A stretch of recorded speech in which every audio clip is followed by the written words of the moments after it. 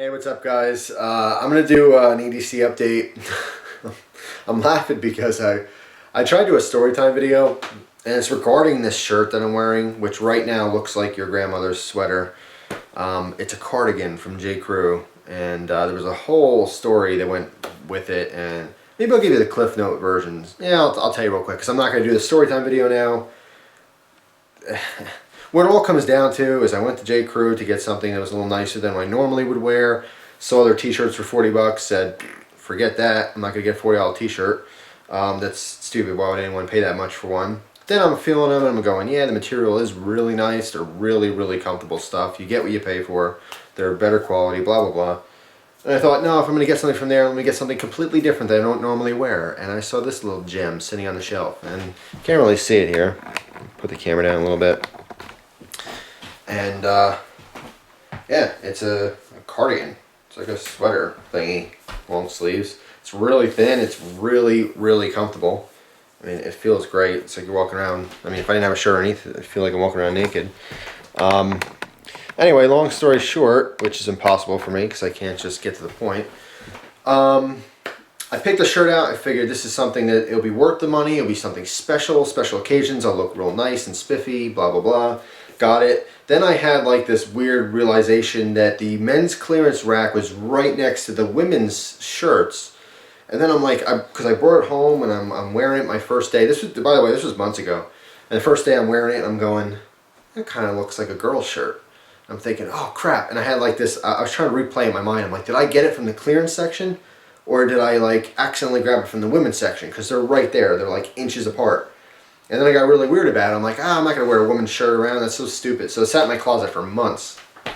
Today, I decided to put it on. Get a little bit spiffy, right? And I'm feeling good, looking good, you know, kind of a new age kind of guy. You know, the metrosexual type deal. Like, you know, one of these guys you see in the magazines. And I thought, it's pretty cool. And I got hit on. Which would have been cool. That would have been awesome. All right, cool. Now I'm like the guy in the magazine. No, I got hit on by either a very ugly woman or a cross-dresser. And I'm going to lean towards the latter. There wasn't any bulge or penis in question here, but who knows? Maybe they do a little tuck and roll. I'm not going to pretend like I know how that guy, or I'm assuming it was a guy. Anyway, there was certainly an Adam's apple, so that's not good. I don't think women can have those. So I took my little compliment with a grain of salt there and said, good day to you, sir, and moved on. And I was laughing at myself, and it was really funny. So, yeah, after this day is over, this is going back in the closet for another couple months until I can regain my confidence as a man. Whew. So, here's the EDC video. Outside of work, my EDC does change a little bit, so I want to show that to you. So let's go down and look at my crotch now. Isn't that fun?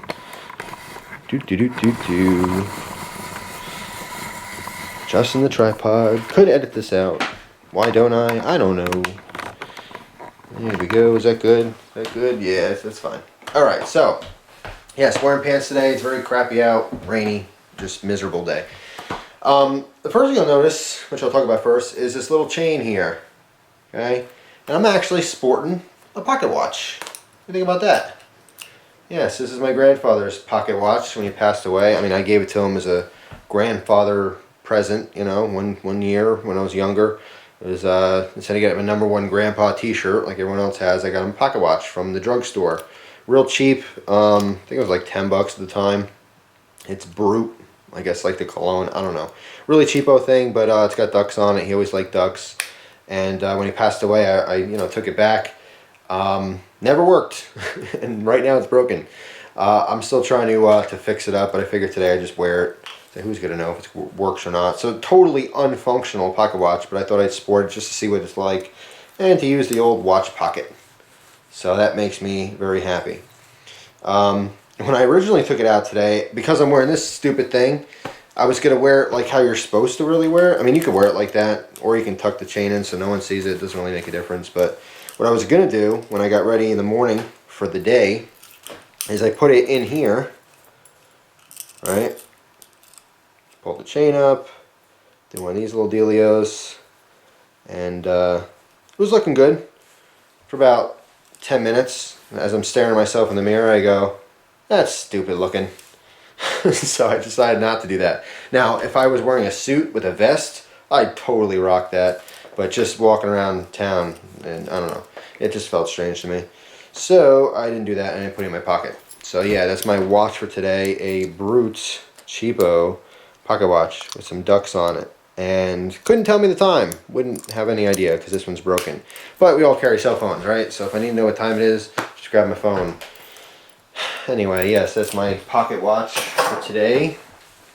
Wallet's the same crap, my wallet. Actually, there's something I'm going to revise in the future, and when that time comes, I will show you that. But front pockets, I have my same Leatherman. I showed my work EDC, the PS4 Squirt in black, getting scratched up, getting used, which is fine. Actually, today it fixed our work bell. We have a service window, and it has one of those like hotel bells, you know, ding. And of course, you know, people come out with their kids, and the little kids ding, ding, ding, ding, ding, and the mother doesn't say anything, so I kind of just reach over and grab the bell and slide it back as to make a point to shut your kid up. Stop having to hit the bell. Kind of rude. Some people really don't care what their kids do.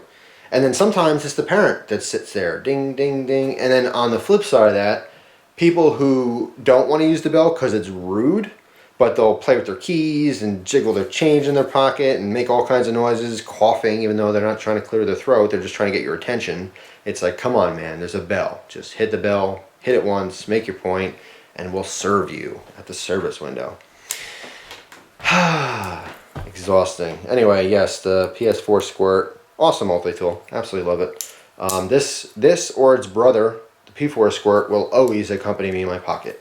Forever, unless I find something else. I have been looking at the Juice. I've had a Juice before, but I mean, this size and the tools it has seems to be perfect for me, at least for my needs. Swapped out the Preon 1 flashlight for the Maritech. This is the copper Maritech AAA flashlight. You guys have seen this in old videos. If you're a new subscriber, you can look that up. Fantastic light. Falling in love with this one.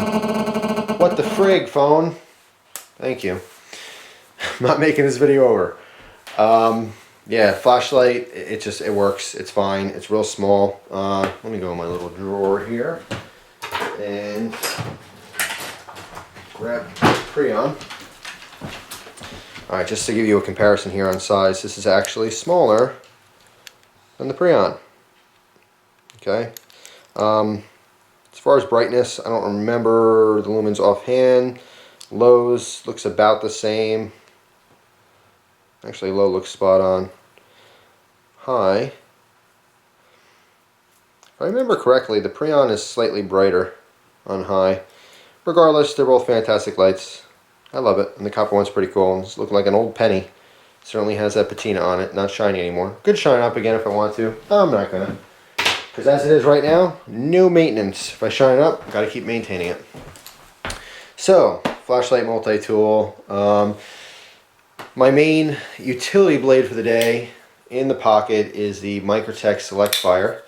Plain edge stonewash, beautiful knife, absolutely beautiful. Trying to use this a lot more lately because I want to get some videos done on it. I want to do some actual work videos. It's an expensive, high-end, tactical knife, and a lot of times people show stuff like this and they don't show it being used, and I'd love to actually show it being used. But I have to tell you guys, it is just, it's amazing. It really, really is a really nice high-end knife. If you're like on the fence and you want to see the review of this to see if you can get it, don't even bother, just buy the thing. If you can afford something like this, it's amazing. No, can't afford something like this. I know you're looking at it. How'd you get it if you didn't buy it? Well, someone sent it to me, and it's greatly appreciated. It's for testing, and I am testing it, and it is it's really, really nice. So, just awesome. Still using that. Because I am outside of work, I get to carry my gun. Now, can you tell that I have a gun on? I do a little spin, do a little dance. That's weird. Awkward moment watching the video. It's right here. Can you see it? Not that. Actually, that's my wallet. That's my butt cheek. That's my gun. It's kind of all one big mesmerizing mess here. Alright, so if I pull this really tight and kind of bend over, you still can't really even see what it is. That's what's nice about having something that drapes over this. If I were to take this off, let's see, let me take this off. Alright guys, I took off my ridiculous cardigan so I can show you what this looks like with a t-shirt. And by the way, just not really a rant, but I don't know. Maybe, alright, fine. It's a little mini rant within the EDC video. Is these Abercrombie & Fitch shirts. First of all, extremely comfortable. Really, really comfortable material. Okay, I get why people wear this kind of crap. I'm still not like a huge fan of it, but I really like this shirt. But this is a muscles shirt, okay? So you can see here, big old muscles, right? Well, I like to think so. But it's really, you have these tight little sleeves, okay? So they have like an adult shirt, which is already fitting, it's snug. But in addition to that, they give you like a kid's sleeve, so it like strangles your biceps. Anyway, but like somewhat of a snug shirt, so you can see this is not printing. Although, you know, I personally do not have much of a concern with printing. I don't want my guns hanging out like, there you go, I have a gun, so people get like really weird about it. But generally speaking, if I'm printing a little bit through a shirt, I don't care. It doesn't bother me at all. But anyway, inside the waistband holster, the gun is the Taurus 617. It's a little snub-nosed 357. Very easy to get to if I need to. Basically, just like with any kind of shirt like this. What I like about this, the cardigan or anything overhanging, like if you had a hoodie on or something with an open front, you do that whole sweep deal. And actually, you know what? Let me put this back on for a second just to show you that. Alright guys, I put the grandma sweater back on just for a second to show you this. A lot of times what's nice about having a second shirt or some kind of apparel that's open and loose like this is that it does really easily break up any printing. If you're carrying a full-size weapon, it's going to print ridiculously, especially in the summertime with a t-shirt. But if you had something like this, some kind of open shirt, it could be like a regular button-up shirt, a plaid shirt, it could be like a semi-jacket, whatever. If you walk around and carry something like this, it breaks up that printing completely. But you do have to practice a lot because this is a lot of clothing to get snagged on things. And you'll see guys practice all the time. If you're carrying a cross straw type method, you want to, you know, practice sweeping the garment out of the way. You know, you sweep it out of the way and go for your gun, you know, and kind of get used to that. In this case, I see a lot of professional videos and stuff on, like, you put one fist against your chest and then you go, you know, whatever. Whatever you're normally going to wear it. Take your very empty gun. If you have a magazine, your magazine is not even near you, okay? No ammunition anywhere.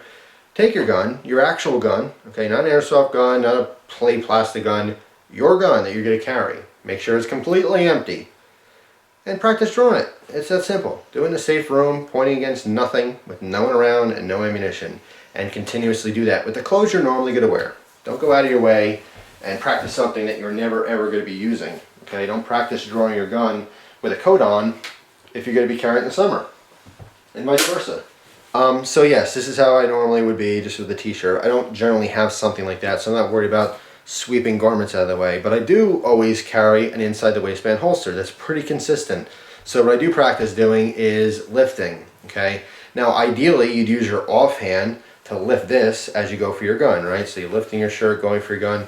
I generally don't do that. Because if I'm going to go for my gun, who knows what's going on with this hand? Maybe my instinct, because I've never been in that situation, perhaps my instincts to go, I don't know what's going to happen. Do you ever, like, you're in the car with someone and someone has to slam in the brakes and you're talking to them or you're listening to music and you're totally not ready for it, and someone goes to slam in the brakes, how do you react? You don't get to practice that feeling of almost getting into a car accident. Some people, they'll put their arm out to try to protect the person they're with. You know, that's pretty common. A lot of times that'll happen where if I'm driving and I go, like, someone cuts me off or something, I go, oh crap, like I'll always, whoever's in the passenger seat, I always automatically put my arm over as to like protect them, even though it's not going to do anything. It's not going to help them one bit. But that's just my instinct to do that. You can't practice your instinct, okay? All you can practice is your muscle memory and try to get that somewhat in tune so you don't think about it that much. But who knows what's going to happen with this? Maybe I do that, like, I'm not going to stop a bullet with my hand, but maybe my brain goes, no, you know, or I shield, or who knows what I'm going to do. Maybe I'm holding a bag. Whatever the case is, I don't even worry about this hand. I pretend it's not there. And when I try to practice drawing my gun, I'm not going to do it right now because it is loaded, so I'm not going to, you know, in a dangerous manner, try to pull it real fast, okay? But what I would do is just lift with this shirt, and once this shirt's kind of flipped out of the way, which I always practice that way, once it's flipped out of the way, then I just grab the gun and draw it like that. But because this is loaded, I'm going to draw it slower to be safer. Okay? And that's what I would do, is I would lift the shirt, and as I'm just tucking my thumb behind the shirt, I find that grip comes up and out, and then pointed in a safe direction. And I'm still angling this, even though you're not really there. I just don't want to muzzle sweep you, because people get scared. So anyway, this is the Taurus 617. I'm going to unload it just for this video, now that it is out and about. Okay, show this in other videos. I have some shooting videos on this gun. 7-shot, 357 Magnum or 38 Special. And just a beautiful, beautiful gun. And check, this is empty again. Yes, it is definitely empty. Double action, in double action, it has a nice, long, heavy pull, but it's very smooth and consistent. Okay, in single action, it's pretty much like a hair trigger. It's really, really light, that trigger. All right, takes almost no effort. So you really got to be careful with this. Now, what I like about reholstering a revolver, it makes me feel safer. Now, the first thing I could say is, like, obviously, in semi-automatics, you guys know that I prefer to carry condition 3. That doesn't exist with revolvers. Okay, it's loaded. Because this is a single or double action revolver, if you pull that trigger back all the way, it will, you know, raise the hammer and then drop it at some point and fire the gun. So I have to be extra careful. What I like about the revolvers is that, first of all, when I reholster it, I can put my thumb over the hammer. Okay, so this is not, let's say as I'm holstering this, something gets caught in the trigger guard and pushes that trigger. My thumb is going to prevent that hammer from coming back and then back forward to fire a round off. All right, so I like that. I'll do the same thing when I'm holstering like a Glock. You know, if I happen to be carrying my Glock 36, I'll put my thumb behind the slide so that when I go to reholster, I don't accidentally push the gun out of battery, basically, with a semi-automatic. But same with this, I'll use my thumb behind that hammer. Of course, just holstering and removing it from the holster, like unholstering or reholstering, you just got to be extra careful. Okay, it is different than a semi-automatic. Okay, but I have done a lot of practice, both like this, dry, as I call it, or empty and safe, as well as with ammunition in drawing and firing. I really, really, really hope to get some more shooting footage for you guys in the future, some shooting videos. I'm planning on it, but unfortunately I can't shoot on private property anymore.